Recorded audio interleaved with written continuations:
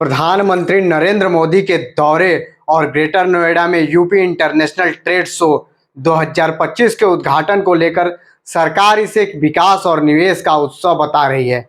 यही आयोजन प्रदेश की औद्योगिक, कृषि, सांस्कृतिक और तकनीकी क्षमताओं को अंतर्राष्ट्रीय मंच पर पेश करने का अवसर बनेगा।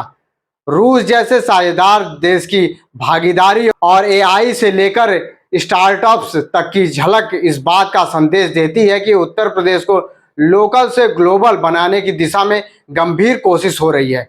लेकिन जब हम पूरे परिदृश्य को देखते हैं तो यह सवाल भी उठता है कि क्या केवल चमचमाते आयोजनों से ही विकास की असली तस्वीर पूरी होती है।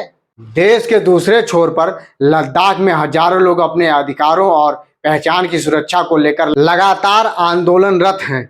उनकी मांग है कि क्षेत्र को छठे शेड्यूल के तहत संवैधानिक सुरक्षा मिले ताकि वहां की जनजातीय और सांस्कृतिक पहचान सुरक्षित रह सके। स्थानीय लोग पर्यावरणीय संकटों, रोजगार की कमी और खनन पर्यटन जैसे नीतियों से पैदा हो रहे असंतुलन की चिंता जता रहे हैं। लेकिन इन सब के बीच केंद्र सरकार का ध्यान अधिकतर बड़े आयोजनों, निवेश आकर्षित करने और अंतर्राष्ट्रीय साझेदारियों की ओर केंद्रित दिखता है। यूपी इंटरनेशनल ट्रेड शो निश्चित रूप से राज्य की छवि को एक नए स्तर पर ले जाने का प्रयास है, लेकिन जब लद्दाख जैसे संवेदनशील और सीमावर्ती क्षेत्र की आवाजें लगातार अनसुनी रह जाएं, तो यह विकास का संतुलन अधूरा और खोखला प्रतीत होता है।